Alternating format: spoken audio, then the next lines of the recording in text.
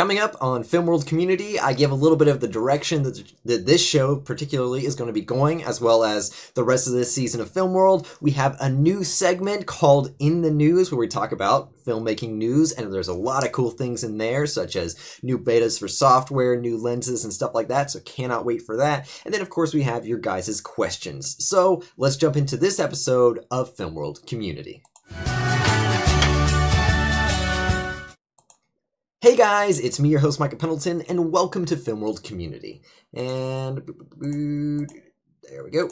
Still getting a little used to this complete live-to-tape system.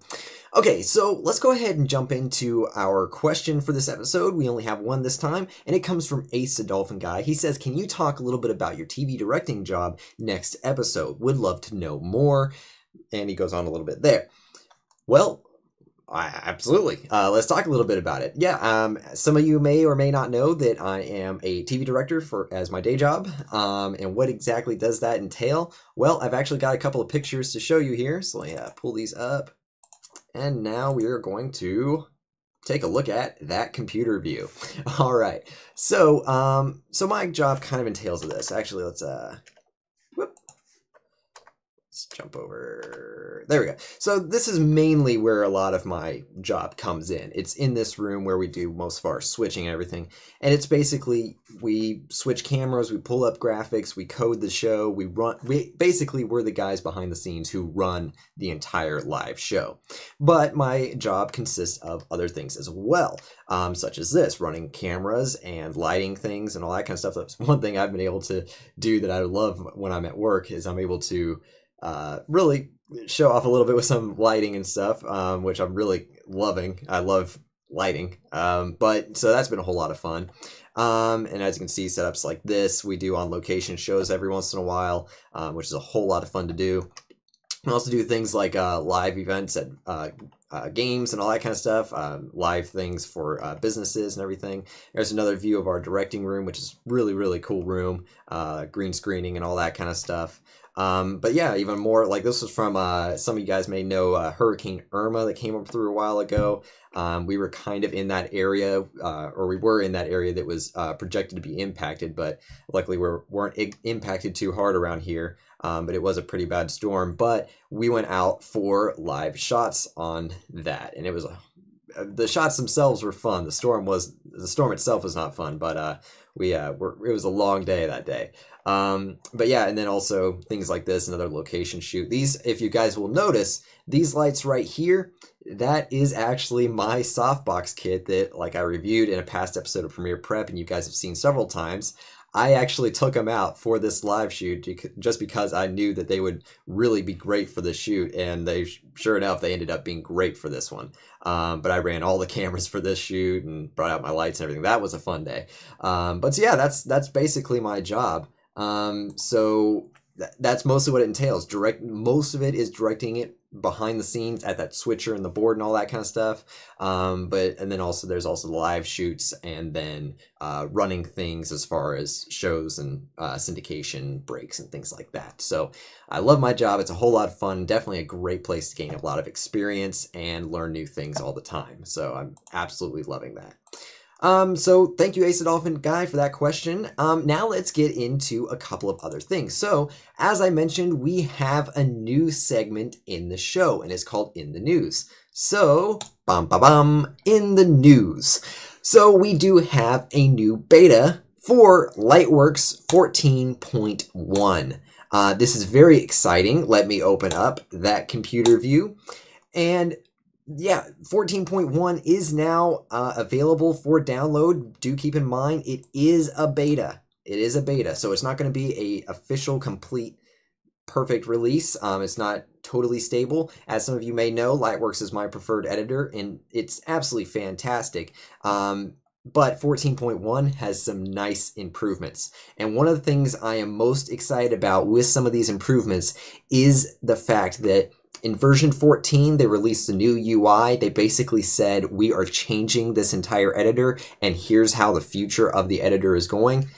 Well, with 14.1, we're seeing some of that future, and it's a very good looking one. If you look here, there's, for instance, 16-bit GPU precision integration, replacing the 10-bit that was already there. Fantastic. So even more color data and everything right there. Export options to Reaper. Lightworks Pro only, obviously. Added histogram graph to the video tools panel. That is awesome for me. I am very excited about the histogram. Added red camera support. The R3D. I haven't worked with red footage, so I'm not the most versed in all that area, but just the fact that the support for red cameras is getting even better. Support for all these different things, such as JVC's folder structure, GoPro, Canon, all that structure right there is awesome. Now, it says added support for Fusion 8 on Mac. Now, Fusion is in Fusion 9, so that seems a little bit behind. I don't know exactly what's going on there, and if it's specifically talking about Blackmagic Design Fusion, because it very well could be talking about something else, but I'm really thinking it is Blackmagic Design Fusion. And I haven't seen any support personally yet, but if I find out that there's support for Blackmagic Fusion within Lightworks, I'm going to jump onto that. In fact, I want to research that a little bit, which I'm going to once we get off the air with this. But yeah, and also project-wide LUT export support. That's going to be really cool, especially for a lot of people. I personally don't really use LUTs, but for those who do, that's going to be great. All kinds of stuff. I mean, there's enhanced tab for media card. I mean, just all kinds of stuff. Support for QuickTimes with alpha channels. That's going to be nice for those of you who have any QuickTime files with alpha channel. That'll be very, very, very nice. So yeah, just a lot of really awesome things added into here. Nothing that's just like UI wise and usability wise, nothing that just jumps right out at me except for maybe the histogram. But there's all these improvements that really show that the future of Lightworks is going to be much more in line with things like Adobe Premiere and things like Final Cut Pro and all that kind of stuff. So I'm really excited to see some of that. I want to see even more, custom templates and all that kind of stuff, which is definitely going to be added in, I think, in the near future with Lightworks, and we're seeing it coming right now with 14.1. All right, so let me see. That does it for that story. Let's move on and talk about the new Sigma lens. Sigma announced the 16mm lens for Sony E-mount and Micro Four Thirds. So let's jump over to that computer view. And yeah, it's an f1.4 aperture. It's like this is a fantastic looking lens. And it really says something that it's Sony E-mount and Micro Four Thirds. Okay, so let's look at Sony. Sony has the A7R and the A7S. And then they also have the A6500, A6300. But then the Micro Four Thirds mount has the Panasonic GH5 and GH4 and G7. Nothing here that's Canon. That's really all I gotta say there. It's like people are really seeing that Canon is kind of losing its market in the really, I would even say maybe cameras in general. I mean, you're seeing a lot of people go Panasonic and Sony and even Fujifilm with the X-T20 is coming out and stuff like that. It's like people are really starting to branch away from, for a long time, it seemed like Canon and Nikon. That's what you got.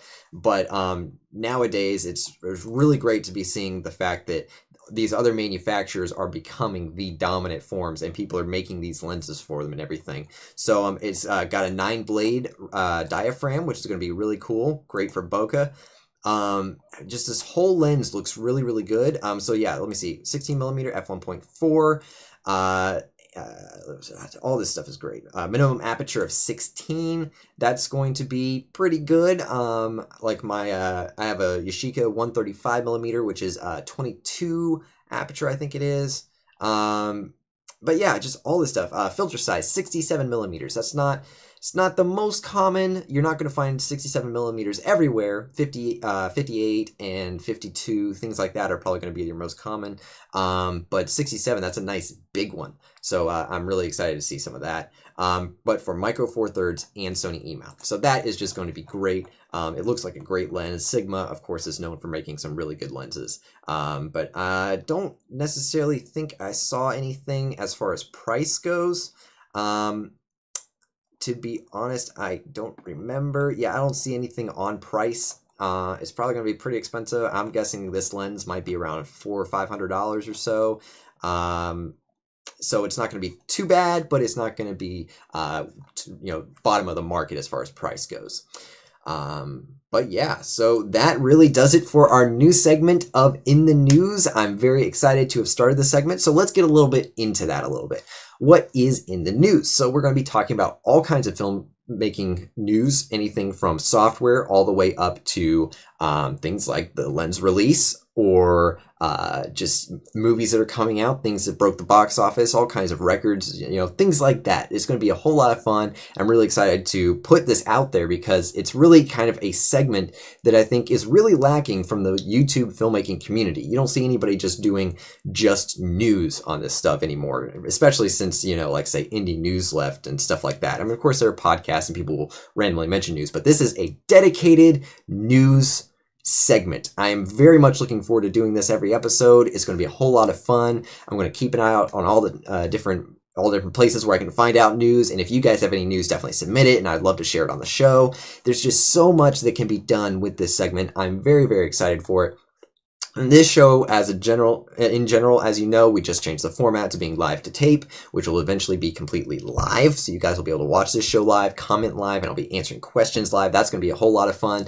But for right now, it is live to tape, and I'm going to have a blast with it. This is going to be a whole lot of fun. Video quality is going to be improving. We're going to get off this old 720p webcam, going to get better audio. Just the whole show will just completely be improving. I'm going to be making stingers for every single segment. So In the News is going to have a nice stinger that we can use every time we go into it. I'm going to extend the opener a little bit for the beginning of the show. Just the whole show is going into a direction that I am really, really liking. It's going to have a lot of really awesome format items, such as stingers and graphics and all that kind of stuff. And we'll get interviews on the show. I'm going to start running some packages. It's going to be a whole lot of fun. And talking about my day job, it's really kind of helping with a lot of this, because I cannot wait to be able to get to the point where I can make packages for the show and do VOs and all that kind of stuff. So this is going to be a whole lot of fun, and I cannot wait to get even further into it.